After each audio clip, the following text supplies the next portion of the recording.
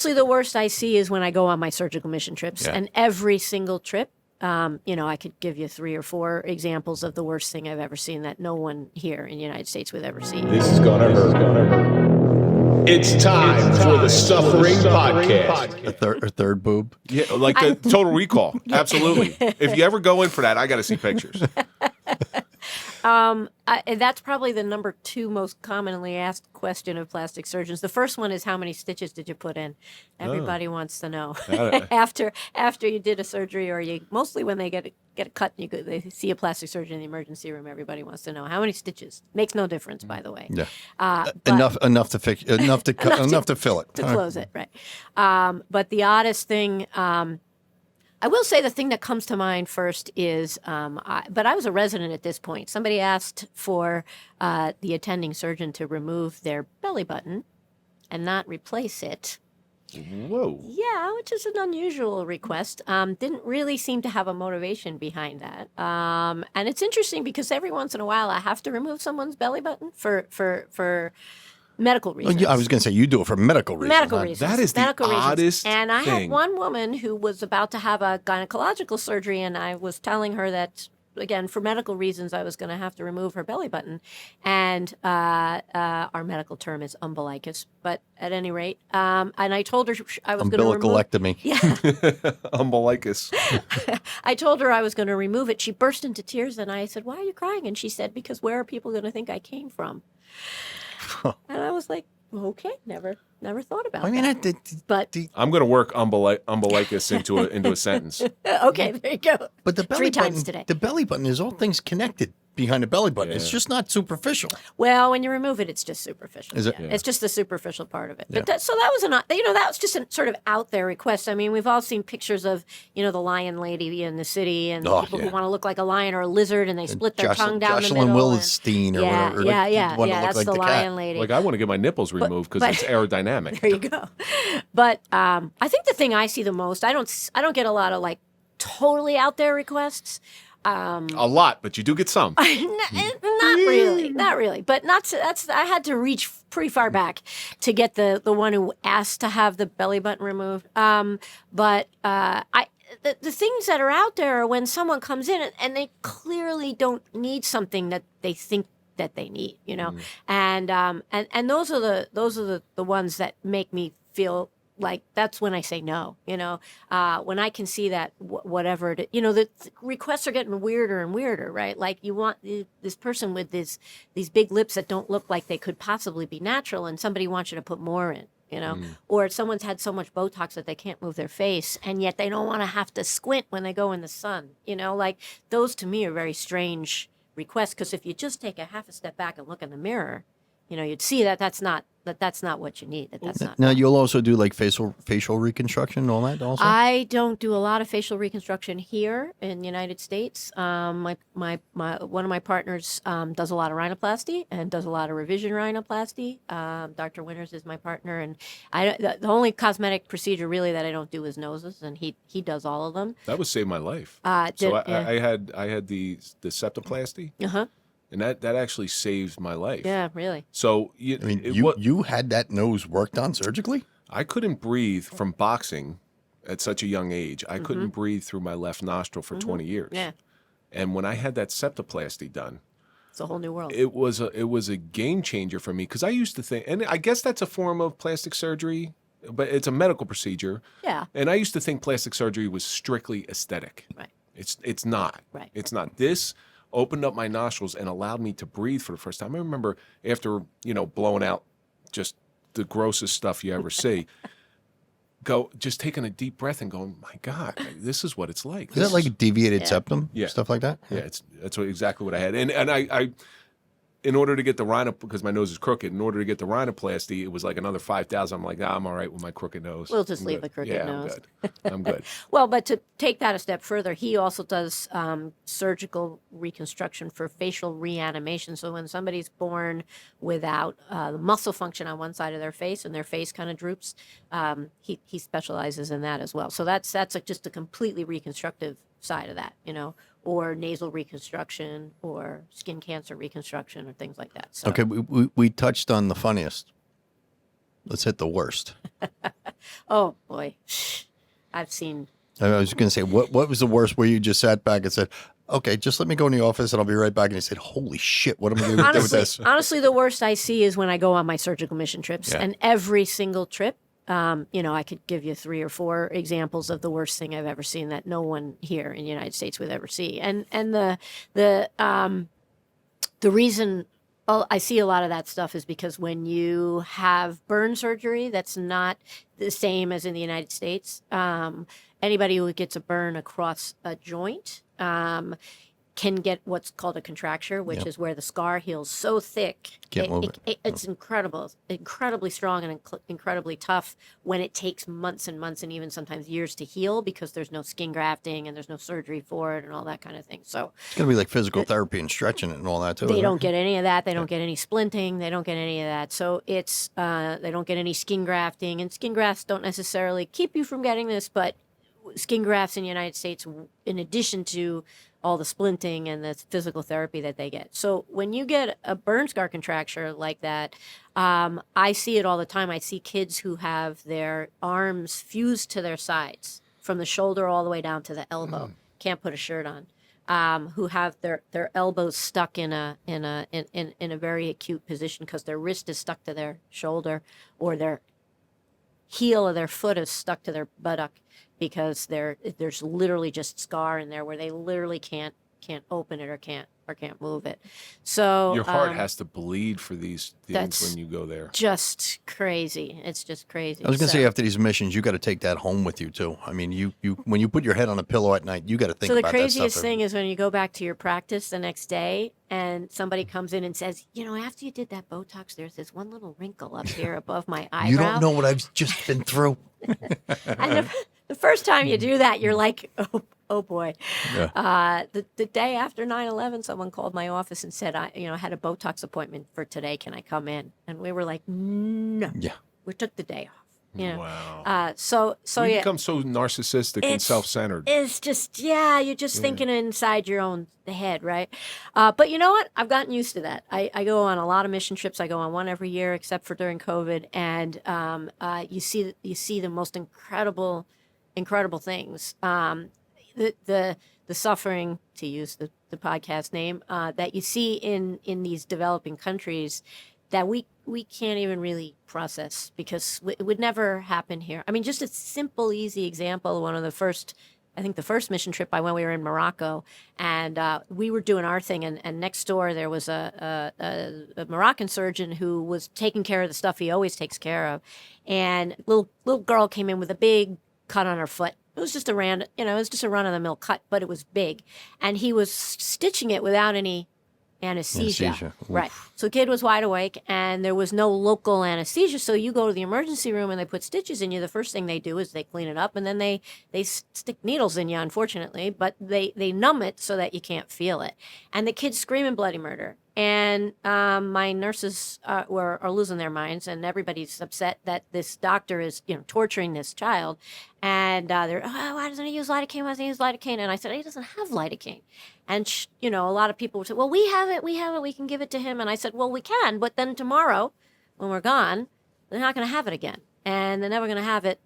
They're not going to. It's not like if you went to the emergency room in the United States and somebody started putting stitches in your kid without any lidocaine, you'd be like, get lidocaine, and they'd say, well, we don't have any lidocaine, and you'd say, well, then go somewhere else and get it. You don't just have that in your head that there's a possibility that there could be a scenario where you couldn't get it. You take it for granted. We just take it for granted, right? But And you it's have just a some whole huge, different. you have some huge victories though, aside from these missions that you take. Mm-hmm. You're a plastic surgeon. You do boob implants. Okay, you do the unnecessary, but there's more to it than that. Sure. There's more to that. Sure. And we have a person in the studio right now who I know personally the things that you've done for her self-esteem and her way of life, and really given her back her life. And that's our very own Tara Matalone. We had her in on episode 76. See how I remembered 76? Yeah, see that? See it.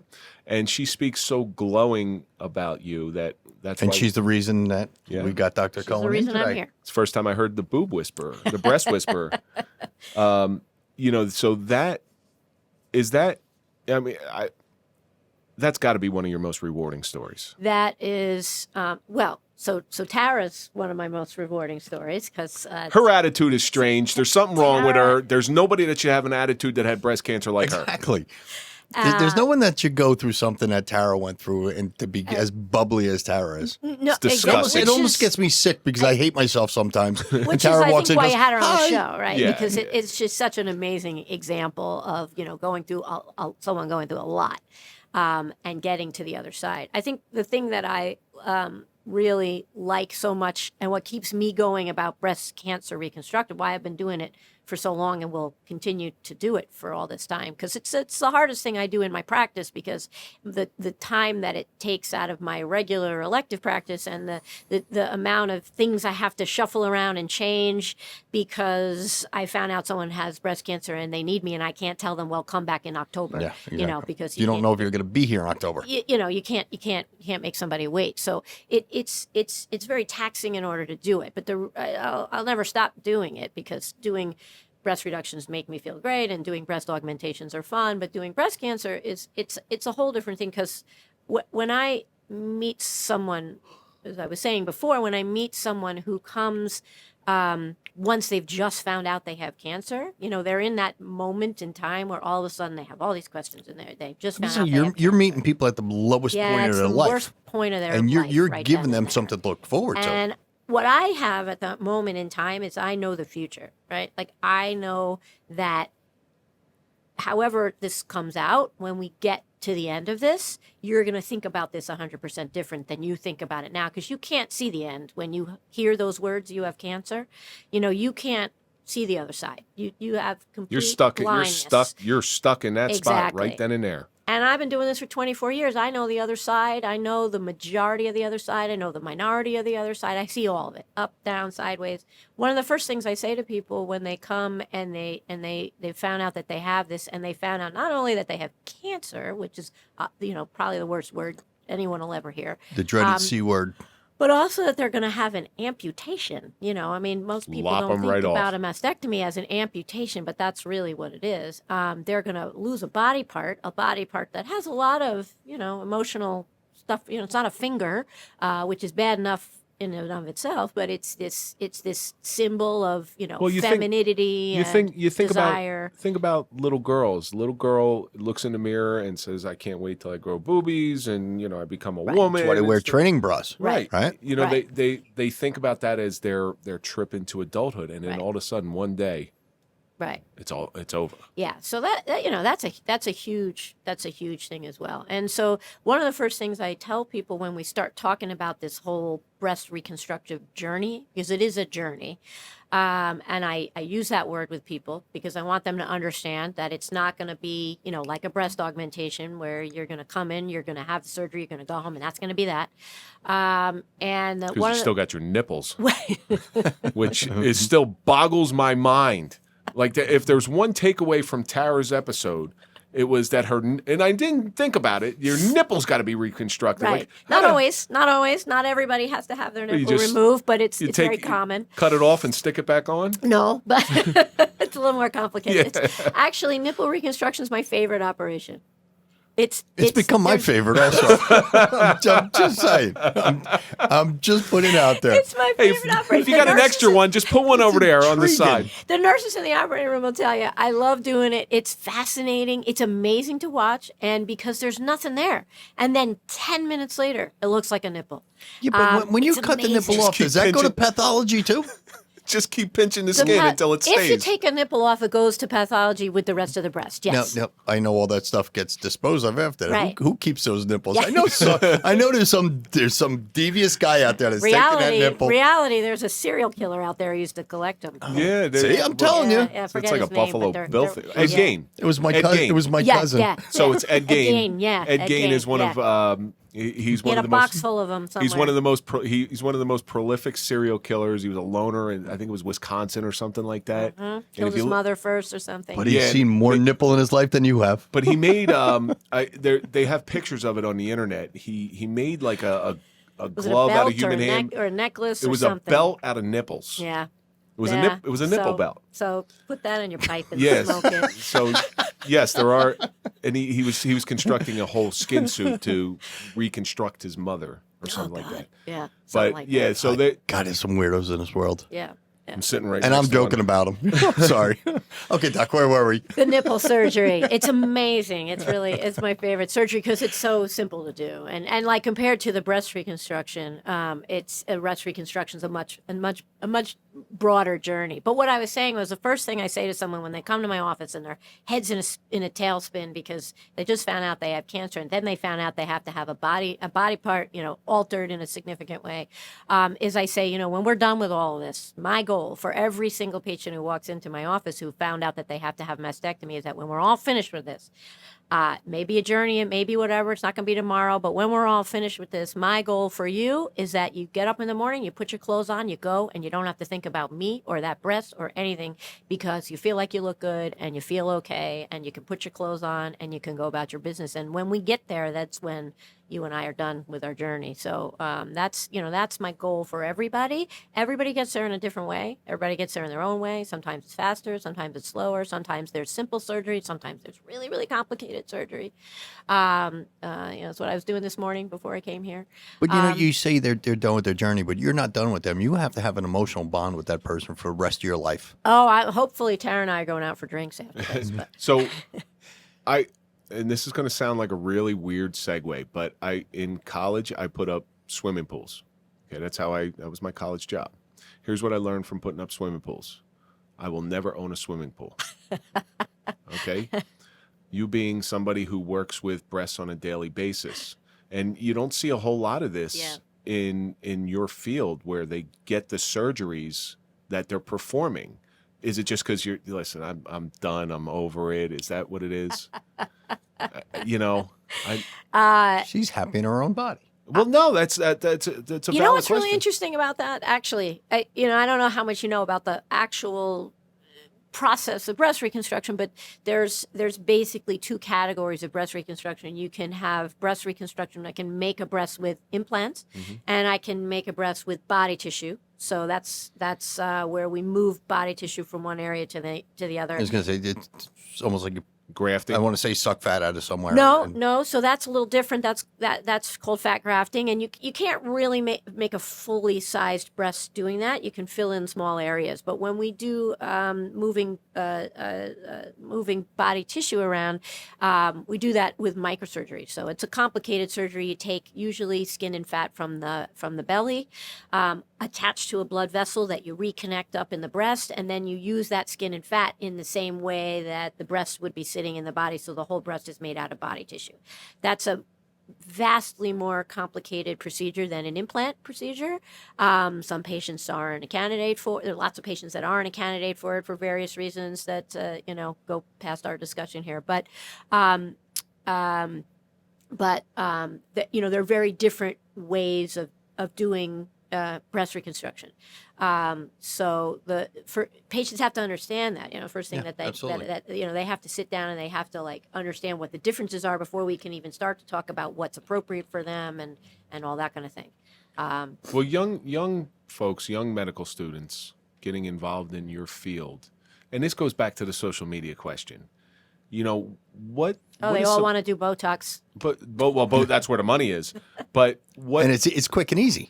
Yeah. What is some advice of the 24 years you've been doing this? What is some advice that you would give that young doctor going into this field? Yeah, I think unfortunately because of Instagram and because of television shows and because of what you see, I think a lot of medical students they don't actually get a really good idea of what plastic surgery entails, because I think a lot of them do think that it entails doing Brazilian butt lifts and doing breast augmentations and doing Botox, really to get a really good idea of what plastic surgery is about, you've got to go into the surgical specialty and you've got to go into the operating room and see what we really do, because a lot of people don't realize how much we are involved with general surgery and with cardiac surgery and with orthopedic surgery and with any type of situation where the human body has to be altered in a major significant way, and a lot of times we deal with really nasty horrible wounds, really nasty horrible cancer, really nasty horrible amputations and things like that, and that's the stuff that's important. That's the stuff that's interesting. That's stuff that's challenging. I mean, I hope most people don't go into plastic surgery to have an easy life, because I don't it's think there's not any- the way Well, to do it. they think the money's good. And all. I don't But think there's any It's not the doctors- way to really Like, do what it. it- And the- most of us who went into plastic surgery a long time ago, the idea was the cosmetic stuff came later. You know, you learned how to do the complicated stuff. You learned, you went into the operating room, you spent hours and hours and hours in the operating room learning how to do the really complicated stuff so you could fix anything. And then the cosmetic stuff is easy. You went through the suffering. That's exactly what you the suffering of the did. plastic you surgeon. have you have Right. to have a love for it Yeah. to, Oh, in order to 100%. be good for it. 100%. You have to be a good And- breast and- surgeon. Who, me? Me. Oh yeah. At least you'd be good at one thing then. But you have to really have a love for it, right? And these people, like you said, the reality TV show, you don't have commercial breaks in your life. Right. You know, in your profession, you don't Yeah. have commercial breaks where, you know, they see that, like, I watch that Dr. Pimple Popper every once in a while, you know? And she goes in there and all of a sudden they go to a commercial break. The guy comes back and he looks fine. Yeah. That's You know, the television version of TikTok. Just so Right. you know, you can't. Once you watch it, you don't want to watch it. You just can't stop. And then You you can't can't turn it stop. off. Yeah. My kids all watched it. Well, doctor, where can we find you? Like, if there was one of our audience members that is in need of your services, where can we find you? So, Dr. Stephanie Cohen, we're in Cohen Winters Plastic Surgery, and I'm in Maywood, New Jersey. And so, obviously, everybody has the internet. They can go on the internet and find my office. We'll put a link to it in our show notes because, you know, out of everything, we Right. are fans of breast implants.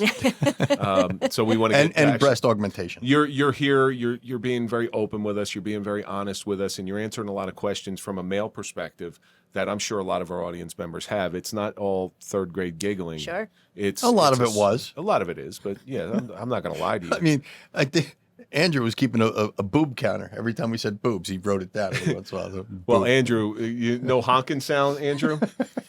Yeah, that was the running joke before we started.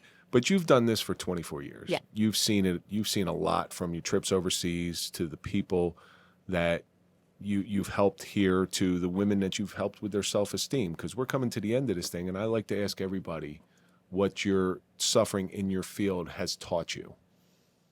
What it teaches you when you go through seeing so many lives being bust apart in so many different ways, and then being the person that can help put them back together again. I hope that it teaches the person doing it how to get people to the other side of it, right? I mean, because that's what this podcast is about too, right? I mean, you know, it's Getting about through your getting suffering. people to the other side.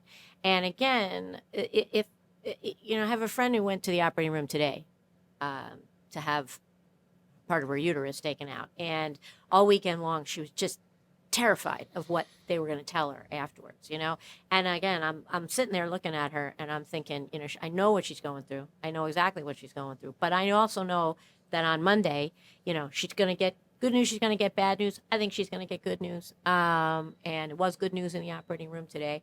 But I know that people get to the other side, you know, whatever it is, and whatever you have to do, you're going to do it, and then you're going to heal, and you're going to get past it, and you're going to look back and you go, wow. I thought there was like just this locked door that I was never going to get past, and I know that all those people are going to get past it. And you know, is that to say that nobody ever dies and nobody ever gets terrible news? Of course you do, but you know, you can get through things. It's hope. Yeah. You gotta go in with a positive Yeah. attitude, and you know, if you go in with a defeatist attitude, you're gonna be defeated. I think that's what you offer. And- More than your talents and more your reconstruction and more than your art ability, it's you give people hope. Yeah. And so many problems are not as big as we think they're going to be. You know, I mean, there's that tiny percentage of really terrible things that turn out to be really terrible. You know, there's that small percentage.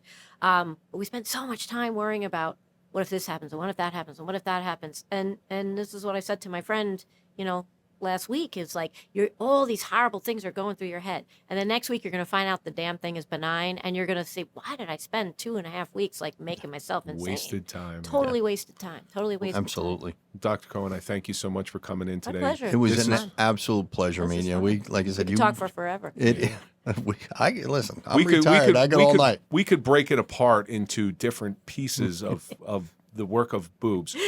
But we do have to end sometime, and I do thank you for coming in. Yeah, This my is a big pleasure. one. This is My a big one. And that's going to do it for this episode of the Suffering Podcast. But as always, before we leave, we think about what we learned. There's a lot of terms for breast, and we tried to go through many of them here. But the biggest one is boobs. The biggest one's boobs. That's my favorite. We're going to say boobs. That's third grade. Yeah. Boobs. Quality of life is absolutely priceless. Umbilicus, right?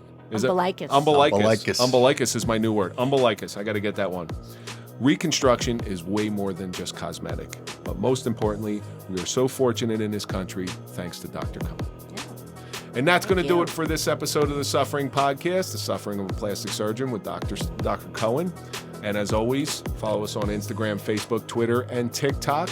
Don't forget to follow the Suffering Podcast on Instagram. Follow Mike at Mike_Failace. Follow me at Real Kevin Donaldson. And we will see you on the next episode of the Suffering Podcast.